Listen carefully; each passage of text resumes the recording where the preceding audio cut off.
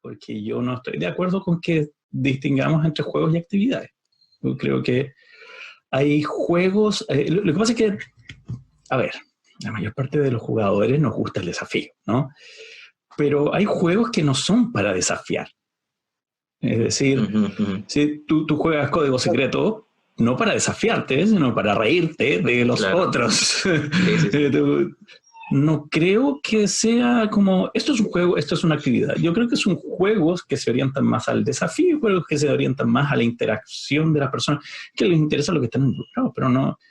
Pero en realidad, el desafío es uno de los motivadores, pero no es el único. Pueden haber, o hay un montón de motivadores, ¿no? Sí, sí. Entonces, cuando hablamos de actividad o juego, yo creo que es juego más orientado a la actividad y actividad, o un juego más orientado al desafío, pero no creo que tenga que ser una distinción de blanco o negro, esto es y esto no es.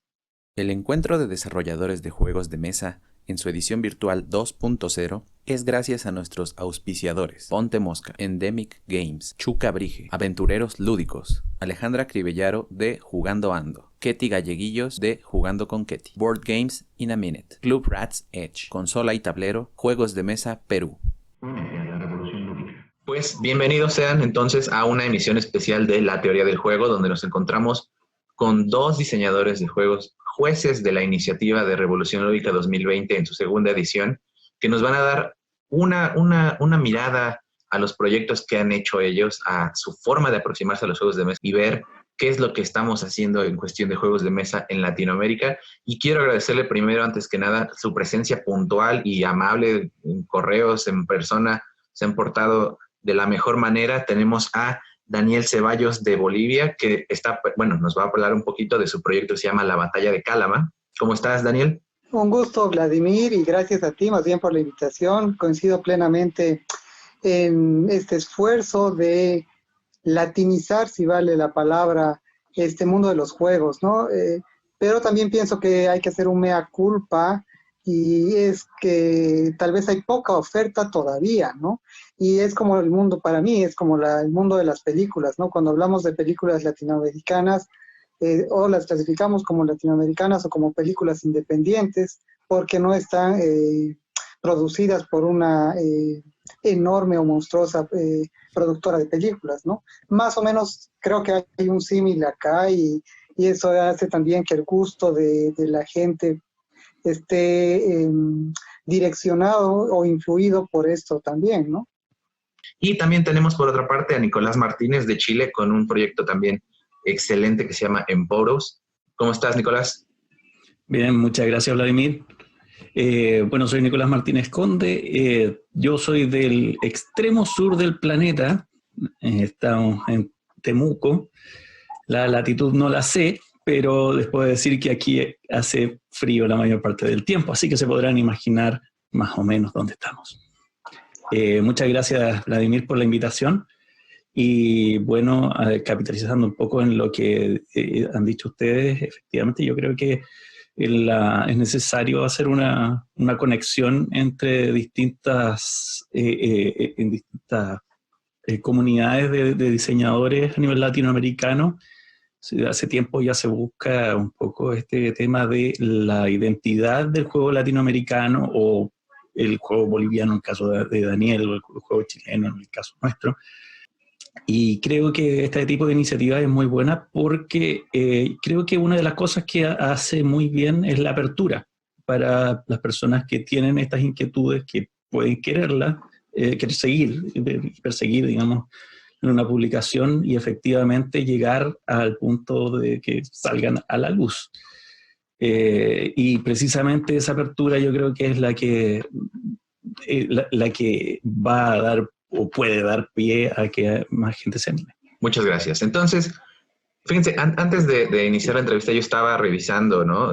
Obviamente conocer los proyectos de los entrevistados es importante, y se me puso la piel chinita porque yo creo que no pudimos haber empezado este ciclo de entrevistas que con dos exponentes de juegos publicados, y veo los juegos que presentan Daniel y Nicolás, y los veo con tanto detalle y con tanta pasión. O sea, una producción envidiable, ¿no? Y con unas ideas excelentes, que yo creo que es el mejor estandarte para empezar este ciclo de entrevistas. Y vamos a iniciar entonces hablándonos, o más bien comentándonos ustedes sobre el proyecto, el juego que tienen ustedes. Cuéntenos, empezamos con Daniel o con Nicolás. ¿Qué juego, cuál es el juego que diseñaron ustedes? Bueno, parte tú, Daniel, por favor. Sí, Vamos de bueno, norte a sur. gracias. Iba a decir lo mismo. Dale, Nicolás, pero vamos. A ver, un poquito voy a hacer el enlace con lo que hablábamos antes de esto, ¿no? Y lo que hablábamos con Nicolás de dónde cómo llegamos a esto. En mi caso, voy a empezar por ahí para explicar el por qué el juego, ¿ya? Pues a mí los juegos me han gustado desde niño.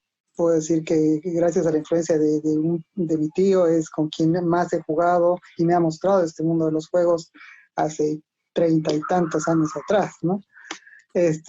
Pero ¿qué pasó ya hace más de 20 años? Es que cuando acababa la universidad ya me puse un reto, que era hacer un juego de negocios como tesis de estudiar administración de empresas, y me tomó un tiempo, me tomó 2 años y medio a 3 acabar esa tesis, pero la empecé a media carrera, por ende no me atrasé tanto después. Pero desde ahí no me gustaba en los juegos, ¿no? Y en mi experiencia de profesional, que ya son, como les digo, más de 20 años, he podido implementar procesos o formas de gamificación en equipos de ventas o de cobranzas en empresas grandes de mi país, ¿ya? Me especialicé en finanzas y me especialicé en el desarrollo de tableros de control para la toma de decisiones de empresas grandes, ¿ya? Entonces, pues, eso es parte del juego, o sea, ese es un motivador excepcional para mí, ¿no? La otra cosa que he mezclado es el gusto por la historia de mi país, las costumbres, la cultura de mi país. He trabajado muy poco, pero he trabajado también para el Estado boliviano como director general de turismo de mi país y como jefe regional de Santa Cruz de turismo y cultura, ¿no? En el Ministerio de Cultura y Turismo. Entonces, pues siempre he estado en este mundo y al final, o hace un tiempo, hace casi 2 años, que ya me puse a diseñar realmente este juego con la intención de lanzarlo, ¿no? Como hablábamos antes, pues yo antes buscaba alguna editorial o cómo podía llegar a publicarlo. Y en ese camino y en Bolivia, pues me vi en la necesidad de que no había otra opción de que no sea que lo haga yo, ¿no? Entonces, otra vez ahorrar dinero, preparar la cancha, digamos, para poder lanzarlo, probarlo y contratar a la gente adecuada. Aprovecho para agradecer a Paranoia Studios, a un diseñador que se llama Rodrigo Bozoalto. Él hizo un gran trabajo, él me ayudó en la parte gráfica, muy detallista, así que hizo un buen trabajo, ¿no? Tengo mi equipo de producción en otra ciudad, yo vivo en Santa Cruz, en La Paz está mi equipo de producción, y ahí estamos ya preparando el siguiente juego, ¿no? Pero lo hemos editado en madera, a todo color. Es un juego que quiero que dure, no es un juego desechable, y es parte de mi estrategia de diferenciación. Como les decía, las grandes firmas pues usan otro tipo de materiales, tienen un nombre ya ganado, bien ganado, un prestigio. Entonces yo tenía que hallar una forma de diferenciarme, redundando en la palabra, en el mercado, más en un mercado relativamente chico. O sea, dentro de Latinoamérica, Bolivia probablemente es el mercado más chico, ¿no? Ni se compara con Chile, donde está Nicolás, que es un monstruo de mercado. Acá todavía no tenemos eso, estamos muy influenciados por el gusto extranjero. Entonces tenía que hallar una forma de diferenciarme y entre esas estaba el material. Que por cierto, voy te a voy a hacer una tener... cosa igual para... perdón, antes te voy a interrumpir tantito porque precisamente el material que nos presentaste, esas fichas, te digo, se me hicieron súper originales, preciosas. Puedes sacar una para ver de qué tamañito son, porque como dice Daniel, como son de madera y dice el objetivo es que duren, o sea, supongo que cada una de estas representa una unidad, ¿no? De un ejército. Una decena, más o menos una decena. Y aprovecho además que está Nicolás. Claro. La batalla obviamente es dentro en el marco de la Guerra del Pacífico, ¿no? Pero un tema que voy desde el nombre, o sea, hablando con historiadores y demás, me observaban de por qué batalla, si esa no fue batalla. Evidentemente no fue una batalla, técnicamente no tenía las condiciones de una batalla, pero bueno, ahorita les explico lo del nombre. Antes de eso es que yo estoy tratando de hacer algo en el mayor de los respetos a ambos lados, ¿no?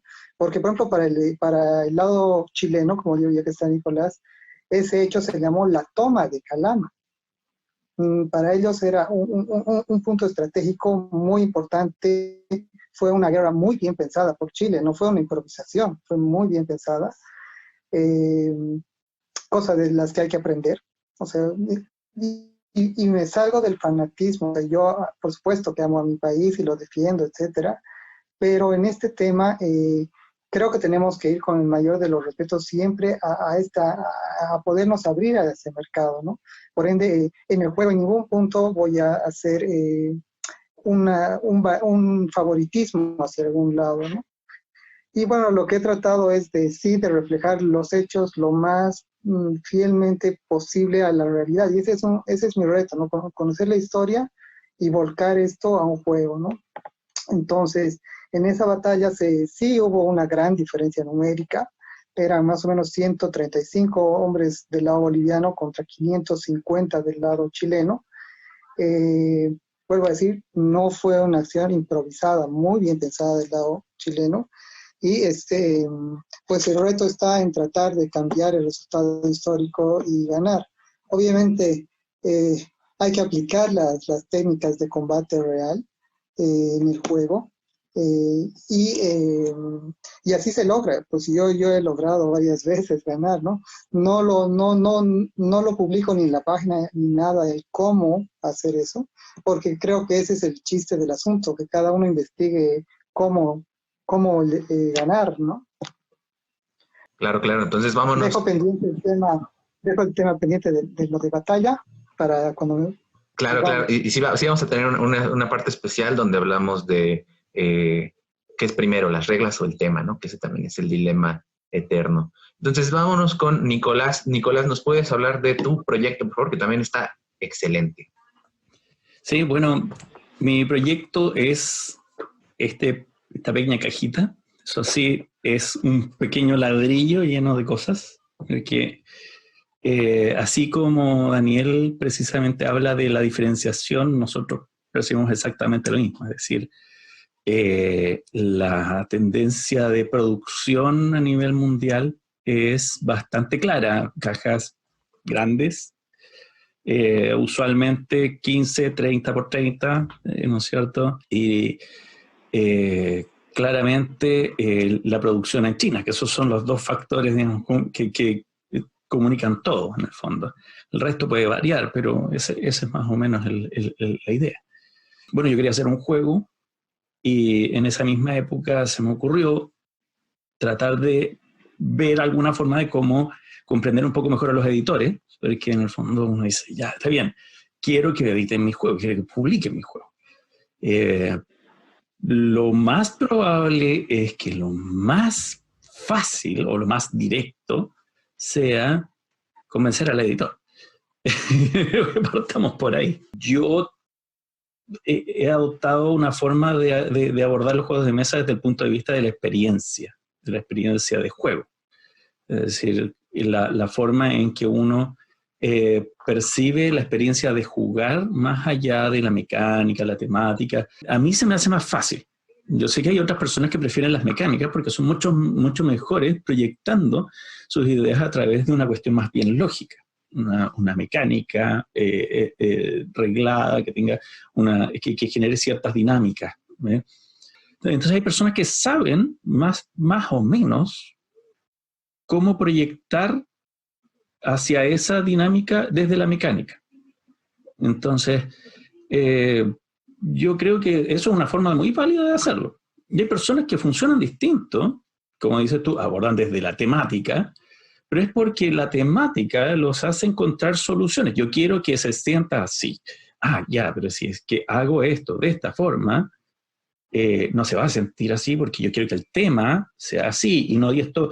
¿Y qué lógica tiene de que, por ponerte un ejemplo, un soldado en una guerra cae y está instantáneamente muerto porque no está herido y que porque eso no genera ningún efecto, etcétera? Entonces, empiezan desde la narrativa del juego completa, empiezan a proyectar y empiezan a darle forma a la mecánica. ¿Por qué? Porque ellos les están proyectando la temática directamente hacia la dinámica. Es decir, estas aplicaciones de los dos lados son las que normalmente dicen, no, es que mi forma es la más buena. No, pero no es que sea más buena, es la que mejor te funciona a ti. Y por eso es muy difícil llegar a una conclusión a eso, porque yo trato de buscar una experiencia.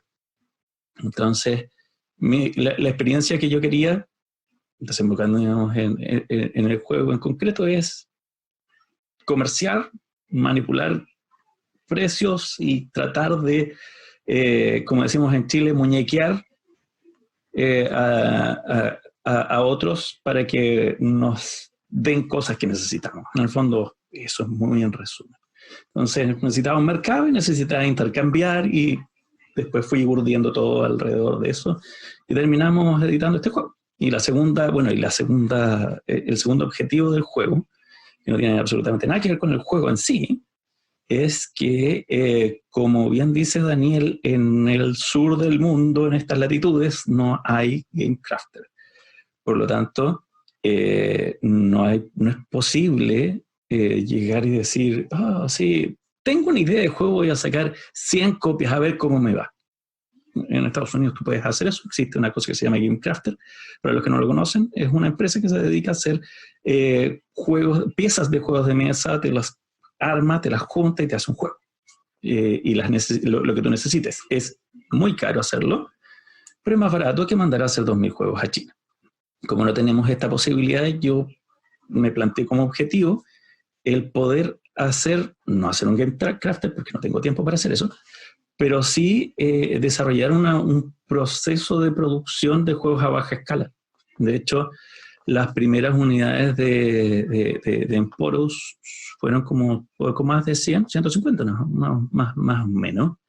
Ahora justamente estamos terminando el segundo tiraje de las piezas de cartón, y para hacer otros tantos, y haciendo tirajes muy pequeños, porque así, Daniel lo tiene que tener muy claro, reduces tu inversión inicial, y reduciendo tu inversión inicial es menor el riesgo y menor el tiempo que te demoras en tener un retorno. Por ejemplo, yo me demoré unos 7 meses, tirando para los 8 yo creo, en vender esos 150 juegos en distintas tiendas de Chile. ¿Ya? Entonces, como dice Daniel, efectivamente aquí tenemos un mercado que está creciendo, sigue creciendo, incluso durante la pandemia siguió creciendo, y efectivamente es bastante alentador porque las tiendas chilenas son bastante abiertas a vender juegos chilenos. Entonces, no es difícil encontrar, hacer una distribución de pocas unidades, ¿ves? Además que la forma en que nosotros produjimos esto ocupa muy poco espacio, porque si se fijan en la caja, esta caja no es una caja de 2 piezas, esta es una caja que es autoplegable. Y, bueno, la imprimimos por los 2 lados para que se viera bonito, ¿no? Entonces, de hecho, la caja les ha gustado bastante a la gente. Yo tenía harto miedo, porque no sabía si es que a la gente iba a decir, caja, no tiene 2 piezas. ¡Oh! Pánico. No, de hecho, por lo contrario, les ha gustado bastante. Nicolás, te interrumpo un tantito. Muéstranos cómo, porque para adelantarles un poquito, el juego de Nicolás se ve chiquito, pero salen piezas. ¿Cómo lo tienes ahí organizado en tu caja? Sí, bueno, ahora va a cambiar un poco la organización, sí, porque hubo una pieza que cambiamos para este segundo tiraje. Entonces, bueno, tenemos el manual de inicio rápido, que ahí resumimos en un par de carillas, este manual de 28 páginas, que es el manual de referencia con todas las reglas detalladas. Además, las monedas, 32 monedas de cartón, estas losetas que son las tareas clandestinas, que son para el segundo capítulo del juego, que es una versión un poco más compleja.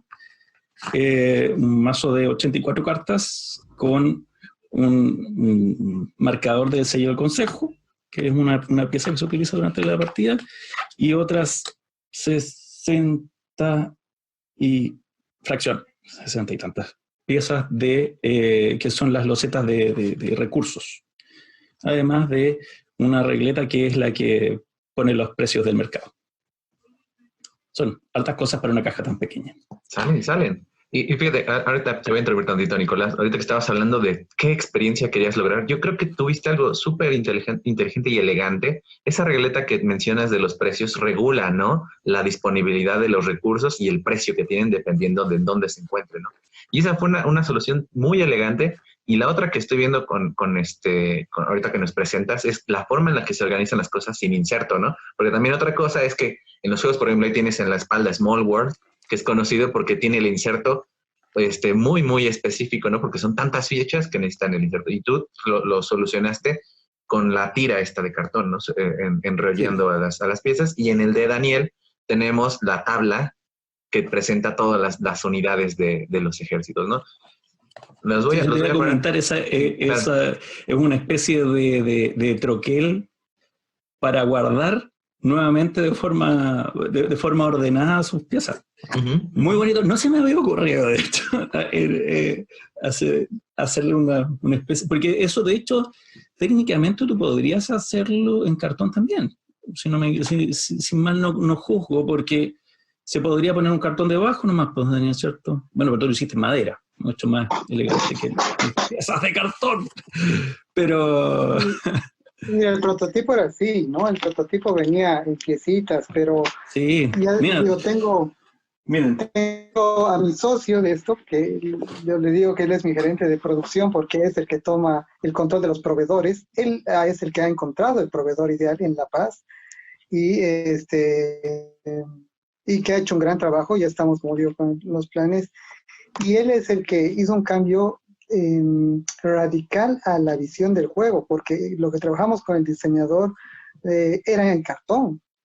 Fue el equipo de producción que me dijo, no, a ver, probemos el sonido, la experiencia completa del juego ha variado a partir de ahí, ¿no?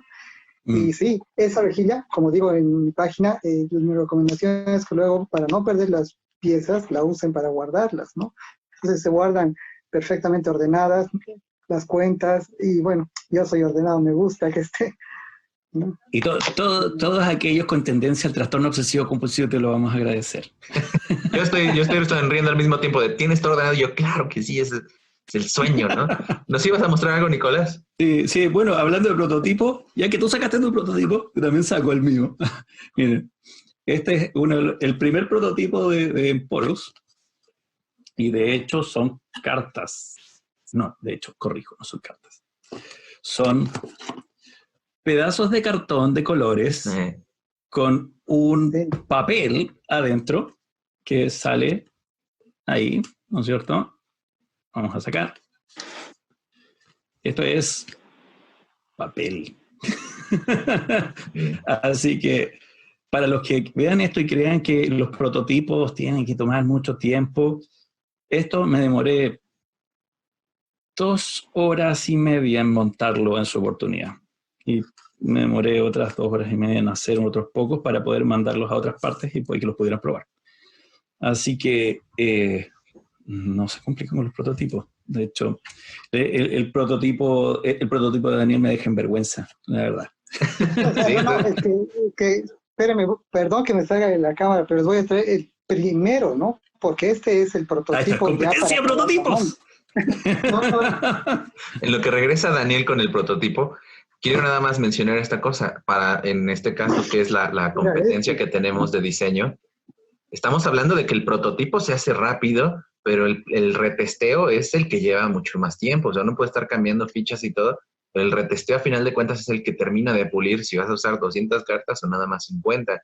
Y esto es el proceso que lleva más tiempo. Una idea buena está desde el principio, pero el retesteo es el que pule esto que me llamó mucho la atención que dice Daniel del feeling, ¿no? De cómo se sienten las fichas, qué quiero hacer que mi jugador tenga, no nada más está moviendo fichas, las está sintiendo, está interactuando directamente con el juego. Y lo que hace Nicolás, no quiero nada más que interactúe con el juego, quiero que ¿cómo es la palabra de regateo, Nicolás? Que lo muñequee, ¿no?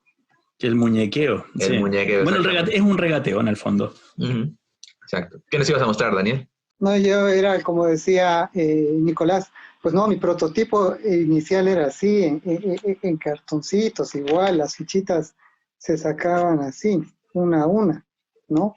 Pero aún así eso es mucho más producido que esa cosa que tengo ahí, la tengo, digamos, por valor histórico. Además. Yo también. De hecho, era imposible de hacer que cupiera en una mesa, te lo juro. Usaba unas mesas de 1,70 m, 80 m de ancho por 1 de largo, y la gente preguntaba, ¿dónde pongo esto ahora? No lo sé, porque era demasiadas cosas. Y claro, bueno, ahí tú te vas dando cuenta de tus necesidades materiales, por ejemplo. Sí, de hecho, a mí me preguntan muchas veces cómo hacer esto, hacer lo otro, y el tema de la producción. Y yo les digo que en realidad lo ideal es que tú partas, o sea, si lo vas a hacer tú, ¿cierto? Yo creo que Daniel también él es más inteligente desde el punto de vista de logístico y financiero que yo. Tuve que aprender, digamos, como decimos nosotros, a porrazos, a caída, que tienes que partir pensando cuánto va a salir desde el primer momento. Porque si lo vas a hacer tú, primero te va a ser caro y no te explico la cantidad de trabajo que va a ser. Entonces, yo creo que es muy valorable la iniciativa de editarse y publicarse uno, porque sabes cuánto esfuerzo y cuántos problemas genera una moneda más, o una ficha más, o una carta más. Eso es esfuerzo, es mucho esfuerzo. Y cada problema que te puedas ahorrar significa mucho. Por lo tanto, tú vas a ir, digamos, como decías tú, Vladimir, vas a ir acomodando, puliendo, sacando cosas, y vas a dejar la parte buena y lo demás se va a ir. Entonces, ¿por qué? Porque lo demás son problemas que no te están aportando mucho al resultado. O sea, si vas a resolver problemas que valgan la pena, ¿no? O sea, en el fondo esa es la idea. Si vas a hacer un juego nuevo, y como decimos acá, te conocen en tu casa a la hora del almuerzo, nada más. Entonces, no es muy probable que vayan a comprar una segunda mesa para jugar tu juego. Sí. Con una mesa incluida, ¿no? Sí, tendría que vender el juego con una mesa extra. Entonces, no, tiene que caber en una mesa normal. Los costos de envío, es toda una logística aparte, ¿no? Sí, de hecho, precisamente achicamos el juego porque Chile es muy largo. Te podrás imaginar que es un tremendo problema mandar una cosa de Temuco a cualquier parte. Entonces, me ha tocado mandar juegos a Iquique, a Antofagasta. Al norte. Sí, al norte. Y esos son miles de kilómetros. Y eso es flete, eso es caro. El transporte no vale poco. Entonces, una caja de este porte y que pesa aproximadamente unos 600 gramos, es mucho más fácil de transportar. Esto es básicamente, 4 de estos hacen un Catán. Entonces, si les puedo hacer un envío de 4 juegos por el precio de uno normal, común y corriente de una editorial más grande, es una ventaja comparativa. Esas son las pequeñas ventajas que uno va ganando. Fíjate que mencionaste algo, Nicolás, muy importante. Latinoamérica como tal no tiene un sistema o una, ¿cómo le diríamos? Como una procesos de producción que puedan generar los juegos de mesa. No está el Game Crafter, ¿no? Entonces, el pensar en hacerlo uno mismo, el pensar en, decían, ¿no? La necesidad es la base de la creatividad. En Argentina sí hay. ¿Ah, sí? En Argentina sí hay fábrica. Uvial, si no estoy mal en la editorial, pero son fábricas. Sí, no van a ser 100 grandes. juegos, no van a ser 100 cajas, van a ser, no sé, Hacen van a muchos ser más, claro, ellos 2.000, hacen, 3.000 cajas. ¿no? No. Y yo por lo menos tuve que adaptar toda mi producción al estándar de las personas que compran muchos juegos acá. Entonces, era un estándar muy alto, porque a mí no me van a aguantar nada. No, es que esto se ve feo, esto también. Y ya la gente cuando empieza con eso te afecta las ventas que no parten siendo muy, muy cuantiosas.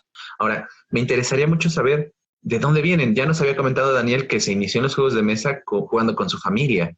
¿Cómo empezaron? Ahora sí, extiéndanse un poquito en esta parte de dónde empezaron en este... Yo le digo los juegos de mesa modernos, ¿no? Bueno, yo como les decía hace un momento, antes que los juegos de mesa, puedo decir que una de mis otras pasiones son los simuladores de vuelo. Así que a mí me gusta ese lado, ¿no? Entonces he crecido, sí, con juegos de mesa, pero ya entrando en la etapa de las computadoras y demás cosas, ¿no? Pero este para mí es un mix de querer volcar algo físico, el tema de la gestión de empresas, ¿no? Porque también he hecho consultorías a empresas igual acá y parte de esto era que queríamos entregar un servicio a las empresas, un servicio tangible. Entonces, un servicio es intangible. Nosotros queríamos tener un tangible de ese resultado como consultoría, ¿no? Y ahí empezamos a crear unos paquetes que venían con la consultoría, ¿no? Entonces, no solo entregábamos el documento típico normal, sino que había que entregar algo más, ¿no?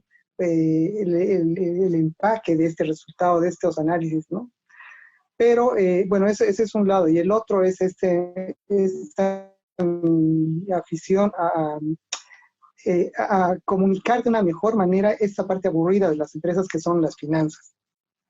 Digo aburrida porque los dueños y en los directorios, no importa el tamaño de empresas que haya visto, se aburren cuando toca la parte financiera. Quieren una respuesta. ¿Cuánto vendimos? ¿Cuánto ganamos? Nada más. Pero eso no son las finanzas. Entonces había que poner en otro formato esto, ¿no? Y así he llegado a que en algún lugar han puesto, las ponían en varias pantallas, mis tableros, y eso ha hecho que yo vuelva a retomar esto que lo había dejado de lado por muchos años, ¿no? Y así es que este es el primer juego que he completado, digamos, ¿no? Antes tenía ideas que las iba dejando en el camino. Ya cuando me metí a algo con lo que yo realmente quería, que era la historia, pues ya seguí ese camino, ¿no? Y voy a usar este tiempito igual antes de pasar, solo para lo mismo que hacía Nicolás, es cómo viene la caja, ¿no? La caja viene, que es de Sí, por madera, favor. viene con unos seguros a los lados. Son dos, pero basta con quitar uno. Se recorre todo esto es madera, es alta, pesa más o menos 1 kilo, o sea, todo el juego, ¿no? Viene, por supuesto, el manual típico con una ficha guía resumida atrás. Y entre paréntesis comento, en mi país sí se puede sacar la protección legal del juego, digamos, ¿no? Y es que uno saca los derechos de autor. En realidad no es un libro, pero se clasifica como folleto hasta, si no estoy mal, 17 páginas. Viene a ser un folleto en el CENAPI, que es parte del gobierno, ¿no? Entonces uno puede registrar los derechos de autor, ¿no? Y a uno le entregan ahí, esa es la institución, etcétera, ¿no? Viene, por supuesto, las fichas que les mostraba. Uy, lo tengo extendido el tablero, pero es un rompecabezas. Y ahí hago lo que decía Nicolás, es un rompecabezas de 4 piezas, ¿no? Pero lo que decía Nicolás, que uno va probando, evidentemente algo que define mucho desde el tamaño de la caja es el tablero, ¿no? Pero en este lado yo vuelvo a agradecer a mi equipo en La Paz. Yo me ocupo de crear el juego, de validar lo que hacen los ilustradores y una vez que tengo todo eso se lo paso a producción. Y producción es el responsable de resolver los problemas, ¿no? Ay, perdón, vienen los 6 dados, ¿no? Que ya luego les explico la mecánica del juego. Entonces yo ya no me ocupo de esta pieza entra, no entra, es más grande, nada. Eso se lo dejo a producción y ellos resuelven esa parte. ¿no? Entonces, sí tengo un poquito más armado el equipo en ese sentido, ¿no? Excelente. Yo juego premium, o sea, desde el cuidado al detalle, a cómo organizar las fichas, al seguro para ponerlo y que todo esté de madera. Y el folleto también lo veo como plastificado, ¿no? Sí, sí, bueno, aquí necesitaría a mi socio, él me daría los nombres. No puedo decir que no es cartulina, no es un couché plastificado igual, ¿no?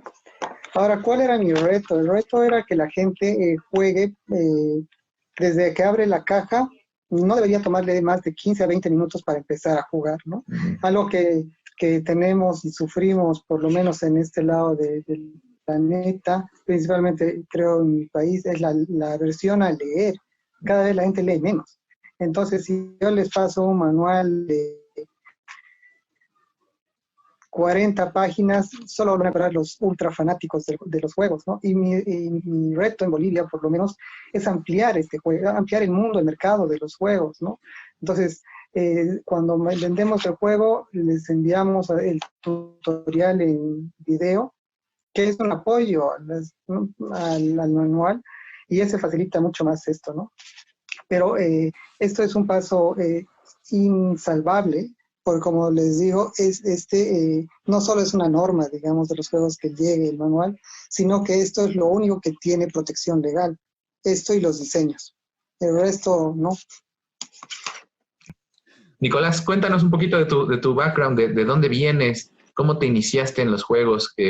Bueno, yo soy de profesión abogado, así que temas reglamentarios ya son relativamente afines a lo que suelo hacer. Así que no leer manuales fuera del tiempo que me ocupa tampoco es que sea tan terrible.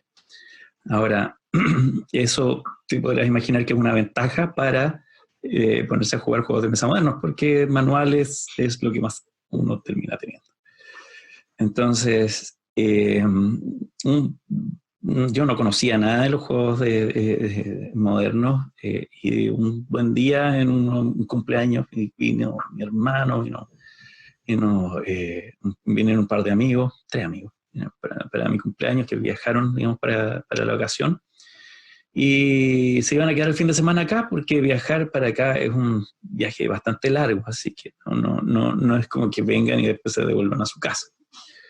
Y cuando fuimos a comprar, no recuerdo qué, iba pasando por delante de una librería y vi Carcassonne. Y dije, ¿y eso? Ah, un juego de mesa. Qué raro, nunca lo había visto, ¿no? Igual entretenido, podría ser, ¿ah? Podría ser, ya, bueno, vamos, ya, ¿sabes qué? Sé que vamos, estoy de cumpleaños, así que, vamos. Y fui. Lo compré, volvimos, fui acusado por primera vez de lo que siempre me terminan acusando en mi vida de juegos, que es de que no explico bien las reglas. Siempre me dicen, esa regla no la explicaste. Si la expliqué, lo que pasa es que tú no me pusiste atención. No, pero es que no la explicaste bien. ¿Qué iba a hacer? Y es la regla de los granjeros. Convengamos que la regla de los granjeros en Carcassonne siempre genera esa cosa. Eso no la explicaste bien. La regla que siempre genera pelea. Entonces, y claramente fue porque gané. Entonces, y bueno, eventualmente lo saqué de nuevo, pero no conocía mucho más de esto, no lo busqué en internet, ya lo tenía comprado y lo tenía ahí, una cosa para hacer, y me pareció muy novedoso. Hasta que me topé con un amigo que ya había empezado en esto, y me comentó algo, un juego de mesa, y yo le dije, sí, hace un tiempo yo me compré, ese juego es muy bueno, pero deberías jugar este otro. ¿Y has jugado ese? ¿De qué me estás hablando? No sé. Bueno, podemos ver. Ya. Lo dejé ahí y salimos de viaje con mi señora. Y íbamos paseando y nos encontramos con una tienda gigantesca de juegos de mesa. Y afuera estaba Warhammer. Y dije, tengo que ver esto por dentro. Y entré y casi no había Warhammer, había solo, era una bóveda llena de cajas. Y ahí mi cerebro dijo, ¿qué es esto? porque yo siempre he sido muy adepto a jugar juegos, videojuegos principalmente, juegos de mesa en la medida que puedo, pero ahí tuve que contactar por WhatsApp a mi amigo y le pregunté, encontré esto, ¿qué llevo? Y dijo, no sé, me dijo, busca algo que te guste. Y así bueno, entre lo que reconocí, encontré el Civilization, de Sid Meier's Civilization. Dije, hay un juego de mesa, esto es fantástico, siempre me gustó ese juego, así que me lo llevé con todas las expansiones. Y luego me encontré con el juego de Firefly, que es una serie, no sé si lo oigan ustedes, que a mí me gusta mucho también. Descontinuaron temprano, ¿no? Por el tema, nada más lo llevé, porque no tenía idea qué era lo que se hacía en esos juegos. Así que me lo llevé por el tema, ¿no? Y luego de eso llegué, los probé, me gustó, y dije, oye, esto es muy entretenido, empecé a buscar en internet, ahí empecé a buscar en internet, y encontré con todo esto. Y así, bueno, llegamos al 2020, luego de varios años, y en esto, quizás un poquito me anduve excediendo. Siempre las personas que tenemos juegos de mesa decimos que no tenemos suficientes, ¿no? Siempre nos falta, que siempre quisiéramos tener un poco más. No, o sea, en realidad, mientras más aplicas eso, más insuficiente es el tiempo también. Así que es un problema. Yo tengo que sopesar eso. De hecho, ahora que lo dice, pasa, es un pase largo a otra cosa que no te había mencionado, porque en realidad iba un poco para allá hace un rato. Una de las cosas, de las problemáticas que terminamos tratando de resolver cuando hicimos nosotros en Poros fueron las 3 barreras, alguien que era espacio, dinero y tiempo. Tiempo para jugar. En el fondo, no puedes tener una cantidad, tú llegas a una masa crítica de juegos de mesa en tu colección porque no tienes más espacio, porque no tienes más dinero o porque no tienes más tiempo para jugar. O puede ser que sean las 3 al mismo tiempo. Entonces, precisamente esas fueron algo que, bueno, antes de escuchar esto, yo ya había, digamos, porque esto lo dijo hace unos meses atrás, yo ya había hace rato hablado, o sea, empezado con este tema, abordar esos temas con el Poros, que efectivamente era el problema de no tengo dónde guardar los juegos, salen no juego la cara la mayor parte del tiempo, y además no tengo tiempo para jugar. Entonces tenía que hacer un juego corto, que fuera pequeño, o sea, que fuera fácil de guardar, que ocupara poco espacio, y además que no fuera caro. Entonces, eso es como las 3 cosas que al final terminan dándole como esa característica que decías tú, que era muy pequeño, compacto y que viene mucho adentro. Daniel, ¿cuál fue tu juego, Droga? ¿Cuál fue el juego que te, digamos que sin él no estarías aquí con la batalla de Cálava? Un poco como decía Nicolás, yo no he empezado por el tema de los juegos, así empezamos por el lado de los juegos, o sea, porque yo voy a hacer esa división. O sea, en mi infancia he jugado muchos juegos así, pero luego llegó la computadora. Entonces, para mí, algo que me ha marcado es el simulador de vuelo, ¿no? Ahí he pasado muchísimas horas de mi vida, ¿no? Pero un juego de mesa que después yo diga, pues, no soy tan de los juegos modernos. Entonces, pasa que cuando ya hablo con gente que sí lo es, o sea, yo reconozco que hay gente muy, muy experta, o sea, cualquiera me va a ganar en la cantidad de juegos nuevos que hay, ¿no? Entonces, yo no tengo un juego de mesa que diga, ese me marcó, pero sí tengo ese en mi recuerdo, esa experiencia de jugar, ¿no? De compartir con mi hermana, con tío, etcétera, ¿no?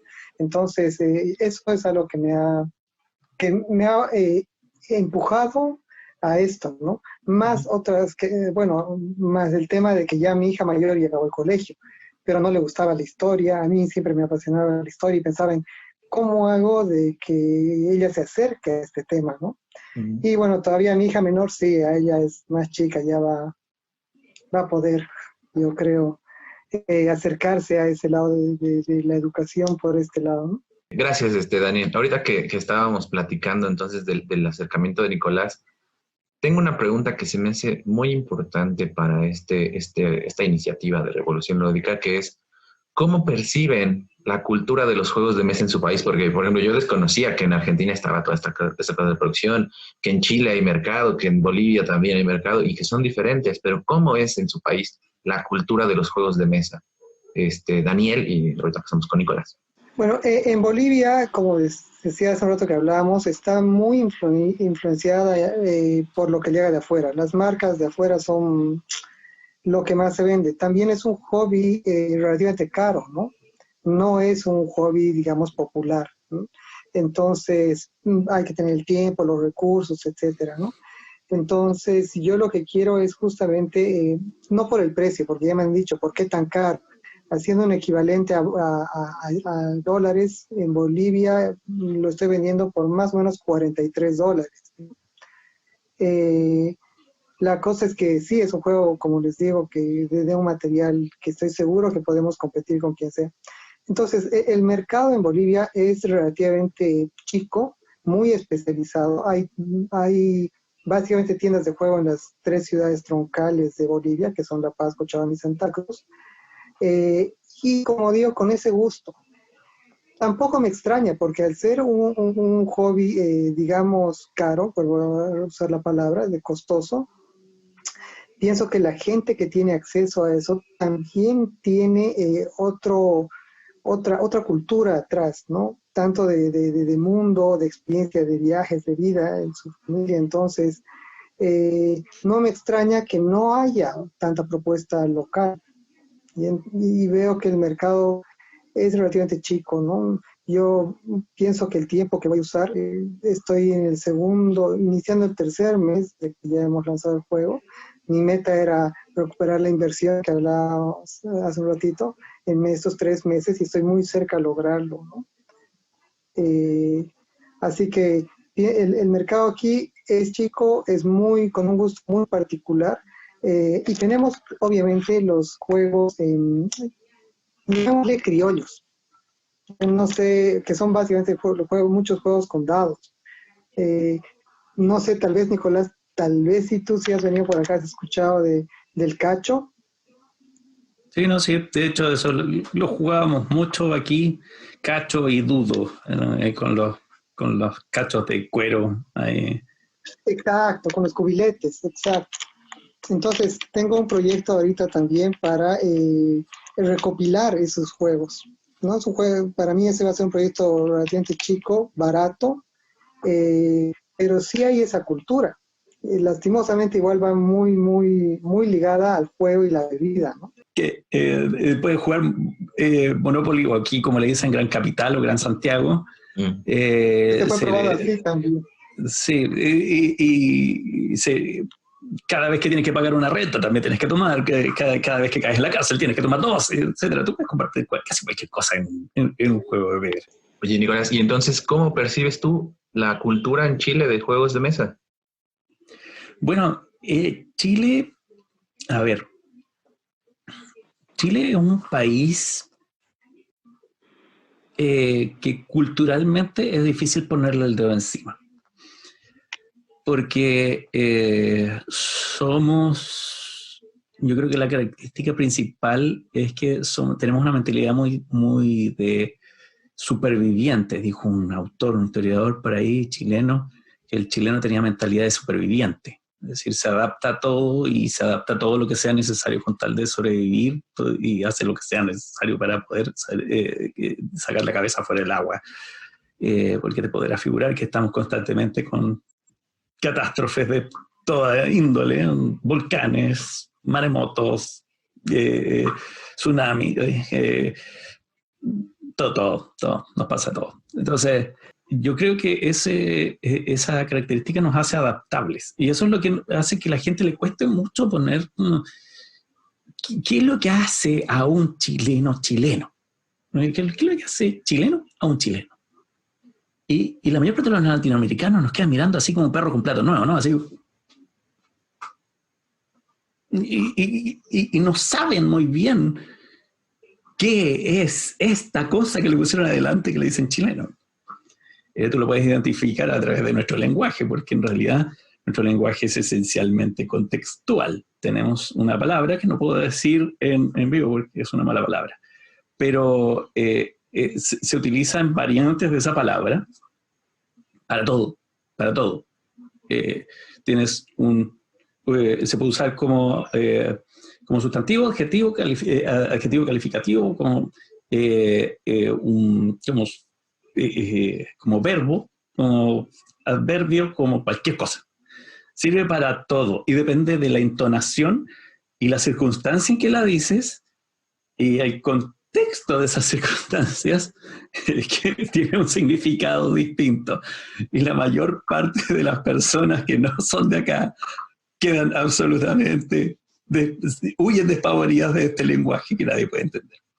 Entonces, ahí te resumo un poco, por eso es difícil decir la cultura nacional es así, así, ¿sabes? Porque la verdad es que es como somos nosotros, por todos lados. Tú tienes absolutamente todo. Los irreverentes no tienen irreverentes, los que son más, que no es que los Eurogames, no es que los Ameritouch, no es que esto, es que los juegos de cartas, es que... Y como buenos tienen nada, es como muy concreto, digamos que esto es así y tú tienes la noción y la certeza de que esto es predecible porque esto es así y en 5 minutos te van a probar que estás equivocado. Entonces, es muy difícil la pregunta que me acabas de hacer. Es una pregunta que nos hacemos recurrentemente, sobre todo los autores, porque nos han preguntado muchas veces cuál es la identidad del juego chileno. Nosotros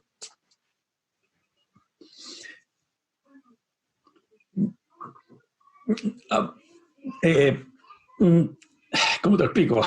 Claro. Y yo por lo menos lo resumo en otra cosa, que no es como en el juego mismo, sino que es el proceso de hacer el juego. Como diríamos acá, son juegos que se hacen sí o sí, aunque sea con el vuelto del pan. Aquí en Chile se come mucho pan. Entonces, algo muy común es andar en el bolsillo con un par de monedas pequeñas que son lo que te quedó de la última vez que fuiste a comprar pan. Con el vuelto del pan. Todo lo que se hace con el vuelto del pan es algo que se hace con muy poco dinero. Entonces, se hacen grandes esfuerzos con poco dinero en el fondo. Eso es lo que podría resumirnos, eso según yo, lo que yo veo.